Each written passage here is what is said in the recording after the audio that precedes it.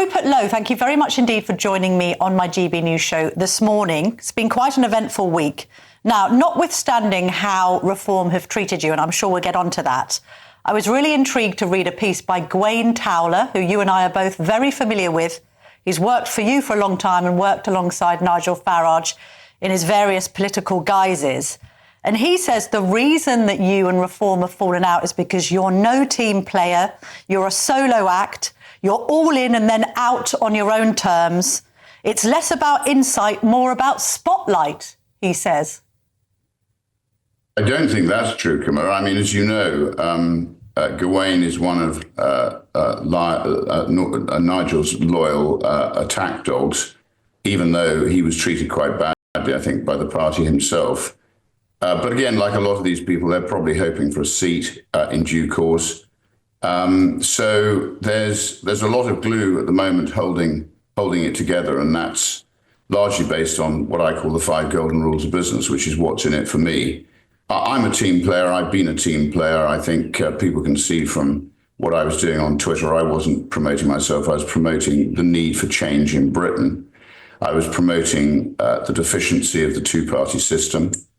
And as I've said in many interviews, I was intent on installing Nigel as the next Prime Minister and playing my part in changing the way we're governed. I don't think that's in any way not being a team player. If anybody's not a team player, it's Nigel and the sycophantic lightweights who surround him, who are just not going to deliver for the British people. OK, so when we spoke in the week, because you kindly gave me an interview for the Daily T, the Daily Telegraph's podcast, you said to me that you felt that you were more powerful on social media than Nigel Farage. And I looked at some of the figures on that. I said that, Camilla, in terms of page impressions. I did qualify that by saying he has more followers than me, but actually your power on social media, and it's not just X, it's also on LinkedIn, on Facebook, and various other social media platforms that we use to win an election in Great Yarmouth, where I had very little help, if any, from Reform. I did it pretty much on my own. I funded it myself. Indeed, my last election address, they failed to send out my second one, which you get free. So look, I mean, that's all in the past. My social media, the driver for it is content, Camilla. It's content which drives how many page impressions. So if you, and I see this because if we do go quiet, and obviously this recent unpleasantness has meant that to some extent I did pull my horns in a bit, which I suspect it was the intention. The actual number of page impressions and the amount of traffic does drop off. You have to generate the content. Social media isn't real life, though, is it? When JL Partners, the polling company, went out into the country and asked more than 2,000 British voters to identify your photograph, 86% of them couldn't. 7 in 10 Reform voters didn't know who you were. So are you in danger of going from Rupert to Hoopert after all this? Well, if that's the case, Camilla, I mean, I was in football for quite a long time, and I actually spent quite a long time trying to make myself less well-known because as you may be surprised to hear, I actually prefer a bit of anonymity, but I'm now up in if you like, in the highlights or with the grease paint on, and I'm now intent on, having been badly treated, it's made me even more determined to do what I think needs to be done. Because as I think I've said to you in the past, I think it was on Thursday last week, if we don't change the way we're governed by 2029, I think Britain will self-immolate. So tell us what you are going to do. What are you going to do next? I mean, I'm not interested in some irrelevant survey, so let's park that one. All right. It is what it is, and it doesn't make any difference to what's going on. And if you and people like you and many of my colleagues in Parliament, I don't think fully understand the power of social media. It is incredibly powerful. It is a fast developing area, a bit like AI, and it will change the way in which people interface. And indeed, in my case, I think it's been my biggest protector because I actually can get my message out and people can read what I'm saying, what's happened to me. Which, if you were just a lone voice, Camilla, the malign forces of whoever, the establishment, other people trying to damage your interests, ultimately you can't get your message across. So I'm very grateful to people like Elon Musk, to other sort of entrepreneurs who develop these platforms. They're an incredibly important part of being free now. I mean, did you have your head turned slightly by Elon Musk suggesting that Nigel Farage wasn't the person to run Reform, kind of gave you a nod? Some people say you sort of got drunk on the Musk Kool-Aid. Not at all, Camilla. I didn't even pay any attention. I mean, that's his opinion. It turns out, in my view, I now agree with him. You retweeted it. I now agree with him. I didn't agree with him at the time. And in fact, I came out in support of Nigel at the time. If you check the various social media posts that were made, but now I think, as usual, he was ahead of the game. Okay. So how are you going to get ahead of the game? What are you going to do next? Are you going to start your own new party? Well, I told you, Camilla, when we spoke last Thursday, that a reformed Conservative Party would be probably the most powerful vehicle to do that. Now, I told so you'd like to join the Tories if they get their act together? Hang on, you all love jumping in before I finish. No, so I said, but the problem is, and I did say this to you last week, that the Tory party is dysfunctional at the moment. It's got too many Lib Dem MPs, which is a legacy of David Cameron's selection processes, which were based on quotas, not on merit. And people shouldn't be in the House of Commons on anything other than merit. Any other driver is not right. So the Tory party has a lot of reforming to do. And the question is, can they do that? And you asked me what I'm going to do. I was under police investigation until last Wednesday. As you know, I heard the news that the case had been dropped, which I always thought it would because I didn't do anything. But you never know in Britain. Now there are probably a lot of innocent people languishing in prison, and I intend to pursue that. But no, so one other option is I set up my own party.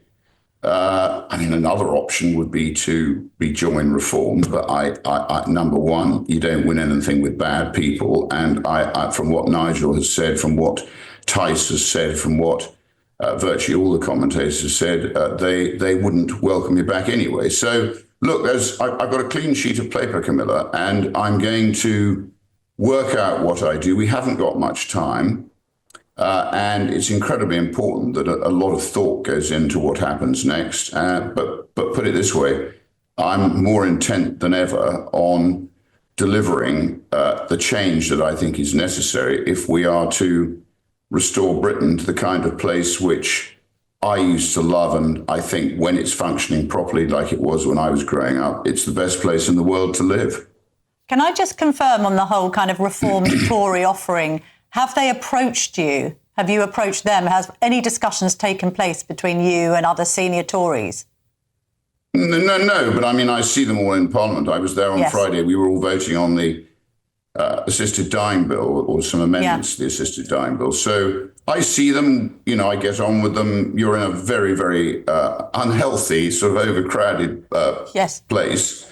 And of course you bump into each other, and of course you talk to each other. And as I've said, there are some very able young Tories, and there's, I think, some light within their camp. But I think there's a lot of what I call brambles and overgrowth that's stopping that light coming through and showing what needs to be done.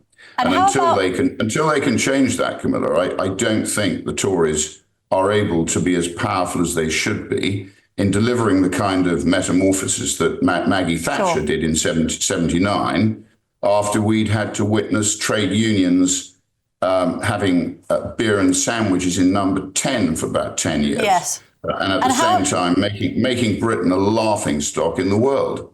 How about Ben Habib? Have you had any conversations with him, or indeed, there are quite a few people who have fallen out with Nigel Farage over the years, Stephen Wolfe, Catherine Blakelock, Robert Kilroy-Silk and others. Have you felt like you might want to band together with some of these people? Some able people, Camilla. There's a bit of a theme there, isn't there? So have I talked? I talked to Ben. Yes, I like Ben. He and I, as you know, he and I had played a big part in both the Brexit Party and indeed the Reform Party, which effectively is the legal entity that was the Brexit Party. So the Reform Party, when Nigel left, Ben, myself, and Richard Tice deserves credit for this, we kept it going and we all continued. And I was one of the people who encouraged Nigel to come back. I mean, Nigel's got a lot of strengths. As you say, one of them is that he's very widely known. Well, but the other one is surely that he has managed to get Reform up to 28%. I mean, you have to admit, regardless of your falling out, Reform's success is largely on the basis of Nigel Farage, isn't it? Even you must, as an intelligent man, have to concede that. Camilla, I've just said to you, he's got a lot of qualities, and particularly, as I said, as a sort of an orator and a ballroom entertainer, he's very good. Is it totally down to just Nigel? No, I've just told you it's not. A lot of the foundations were put in by other people. It's largely down to him, though, isn't it? It's not. Hang on. It's not just about one man. And this country is not going to be sorted out by one man. And it's certainly not going to be sorted out by one man unless he's surrounded by other able people in the form of a shadow cabinet. And he develops proper policies, proper structure, and a plan to sort out the malign legislation which is built up under Blair, Cameron, and all the other lightweight prime ministers that we've had really since since Maggie, really. I mean, I as you know, I sort of discount John Major as a sort of blip, but he should never have won that election in '92 with his soapbox. But there we go. We would have had Neil Kinnock as the alternative. We probably never had another socialist prime minister in Britain's history. But look, that's all in the history books now. But so no, it's not about one man. It's not about. It's about a group of people. And if you look at what Maggie did, the philosophy didn't come from just Maggie. It came from a group of people. And it came from the fact that they understood that Britain had been deeply damaged by a socialist sort of I know, but then Callahan sort of period of government. I know. And it had to have radical change, which it did. And look yeah, how but to bring the conversation full circle, this is what I mean, Rupert Lowe, when I ask you, are you going to start up your own party? You've just pointed out that Margaret Thatcher couldn't do it by herself. Nigel Farage can't do it by himself. Rupert Lowe can't do it by himself. Well, he can't, and he, at the moment, it is, as I've said, the cult of Nigel, and if he doesn't change that, he definitely won't deliver for the British people, and that's my opinion now. And you won't change that, and equally, you don't win anything with bad people. So I think what they've done to me, Camilla, was using the very lawfare that Reform was intent on getting rid of. And that's just poor action.